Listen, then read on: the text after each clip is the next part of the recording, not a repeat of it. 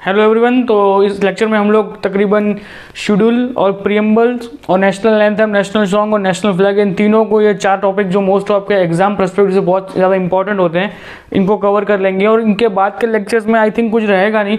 अगर कुछ टॉपिक रह जाते हैं तो मैं नेक्स्ट वीडियो बना दूंगा, वरना आपका कॉन्स्टिट्यूशन का ये लेक्चर लास्ट होगा, जो आपका 51वीं वीडियो होगा ये वाला। ठीक है, तो आज का लेक्चर देखते हैं किस बारे में है।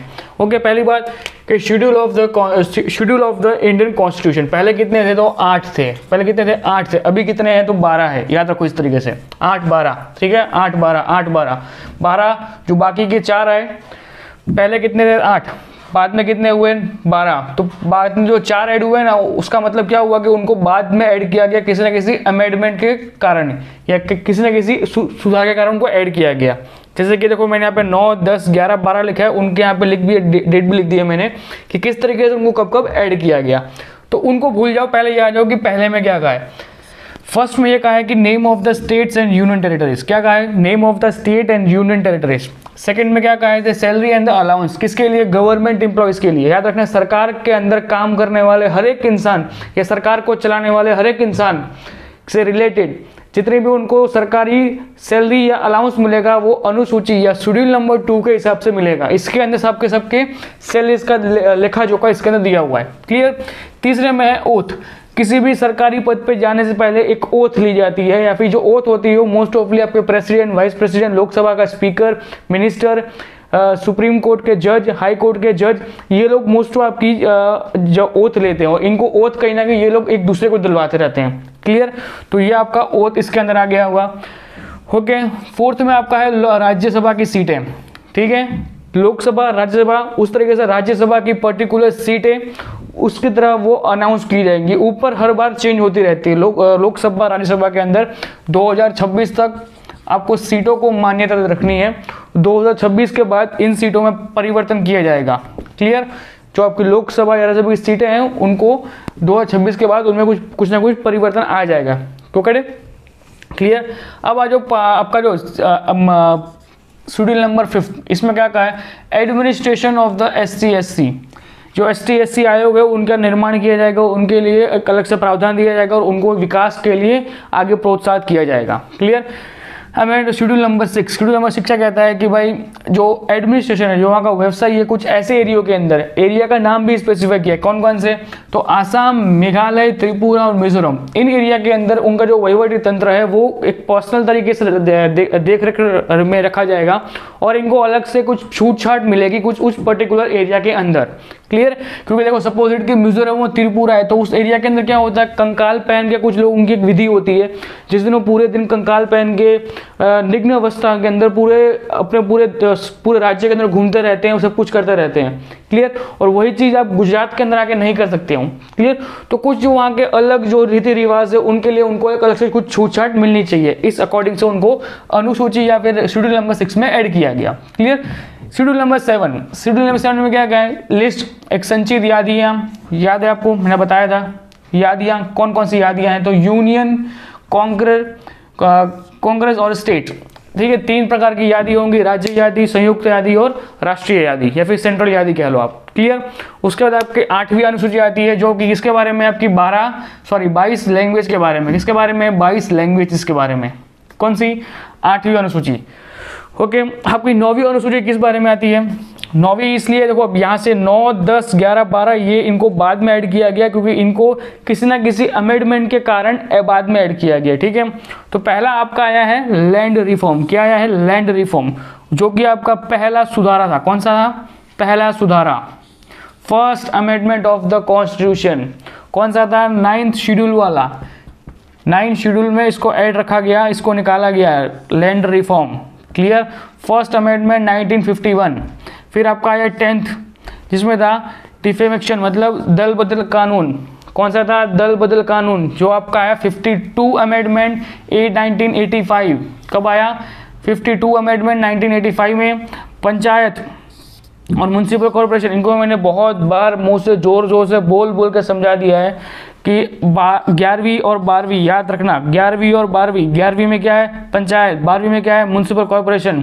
73 अमेंडमेंट पंचायत के लिए, म्यूनसिपल कॉर्पोरेशन के लिए 74th, बस साल में डिफरेंस आ जाएगा। सब जगह देखो, यहाँ पे 11 है, यहाँ 12 है, यहाँ 73 है, 74 है, ये 92 है, यहाँ पे 93 है, यहाँ पे 92 है, यहाँ पे 93 है। किस तरीके से कौन से साल में सुधार आया? तो 92 में आया पंचायत वाला।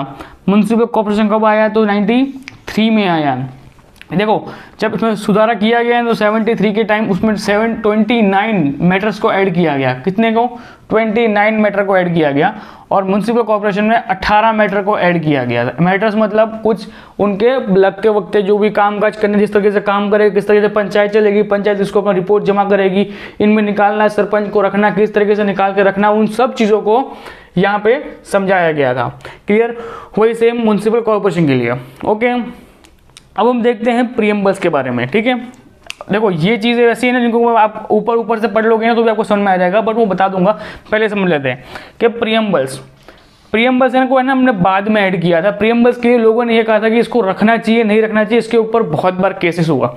तो सबसे पहला केस हुआ था बेरूबारी केस। बेरूबारी केस ने ये कहा था कि भाई प्रीएम्बल्स को रखना चाहिए, और सुप्रीम कोर्ट ने उस टाइम पे उसको मना कर दिया था। क्यों? क्योंकि बेरूबारी केस में ये कहा गया था कि इसको आर्टिकल्स के रूप में फंडामेंटल राइट्स में डाल दिया जाए। क्लियर? बट उस टाइम पे इसको मना कर दिया गया बेरूबारी केस के अंतर्गत कि नहीं भाई हम उसको इतना तो नहीं कर सकते हैं। क्लियर? उसके बाद आया केशवानंद भारती केस। क्या आया?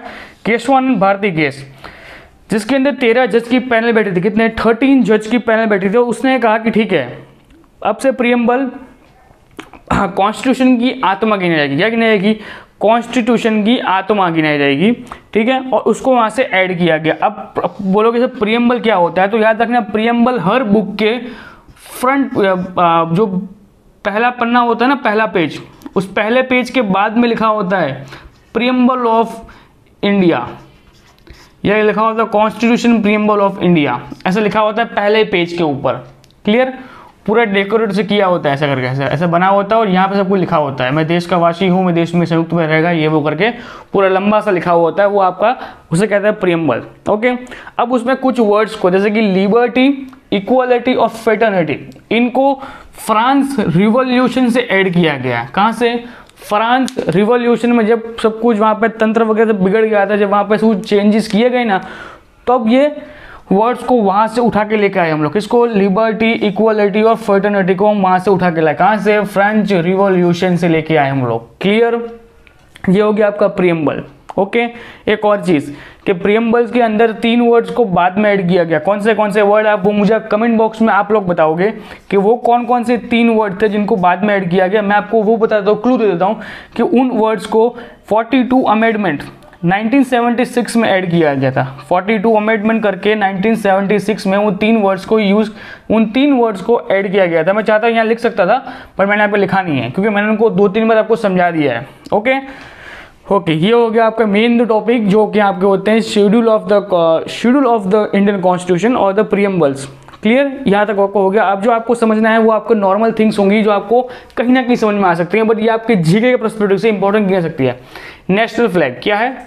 नेशनल फ्लैग ऐसा दिखता है अपना नेशनल फ्लैग। क्लियर? ओके, इसको हमने अडॉप्ट कब किया? तो 22 जुलाई 1974, 22 जुलाई 1947 को हमने इसको अडॉप्ट किया। इसका डिज़ाइन किसने किया था? तो पिंगली वेंकैया ने। किसने? पिंगली वेंकैया जी ने इनका पूरा डिज़ाइन किया था। इनकी एक स्पेसिफिक लेंथ को मान्यता दी गई है। इनकी लेंथ और ब्रेथ कौन सी रहेगी? 3:3:2 ये इसकी लेंथ और ब्रेथ रहेगी हमेशा के लिए। इसके बीच में एक चक्कर होता है, उन चक्कर के अंदर लिखे होते हैं 24 टाइप के होते हैं। कितने टाइप के होते हैं? 24 टाइप के ऐसे इरे लगे होते हैं। क्लियर?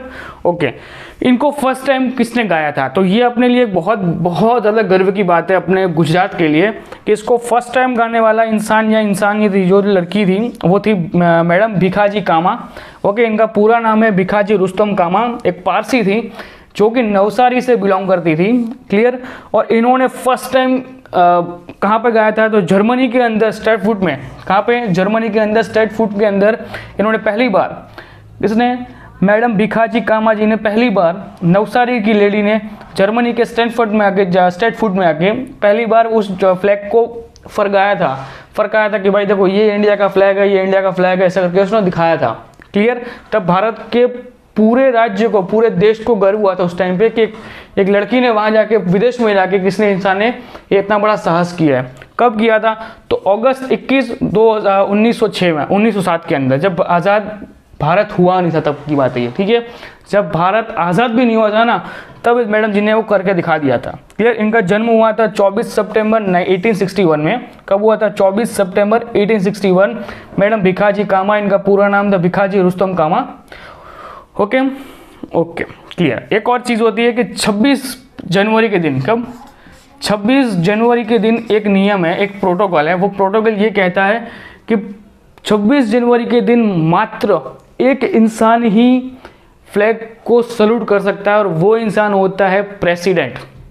ये कंट्रोवर्सी को मैं इसलिए समझा रहा हूँ कि लास्ट 2014 के अंदर जब मोदी जी ने जब सल्यूट किया था ना, तो बहुत ज़्यादा कंट्रोवर्सी उसके ऊपर हुई थी। बट इतना कोई लाइमलाइट में नहीं आया था, क्योंकि देखो सल्यूट करना कोई बड़ी बात नहीं है, सल्यूट हम सबको करना चाहिए, ये कंपलसरी है। बट एक होता है ना कि उस टाइम पे तीनों सेनाओं का बड़ा है, वो क्या है, तीनों बड़ा का चीफ कमांडर है वो, मतलब हेड है वो तीनों कमांड का। तो उस टाइम पे पूरे देश को रिप्रेजेंट करते हुए, सारी सेनाओं को रिप्रेजेंट करते हुए वही एक इंसान होता है कि जो फ्लैग को सल्यूट करता है। इसलिए प्रोटोकॉल के हिसाब से फ्लैग को 26 जनवरी को एक ही इंसान सल्यूट कर सकता है। उस टाइम पे कौन? राष्ट्रपति। क्लियर। ओके, अब आ जाओ आपका नेशनल एंथम। जो आपके नेशनल एंथम और नेशनल सॉन्ग में कोई कंफ्यूजन मत होना कभी भी, ठीक है आपका। ओके, ये आपका आता है हमेशा नेशनल सॉन्ग, और ये होगा आपका नेशनल एंथम। नेशनल एंथम कौन सा है आपका? जन मन गण।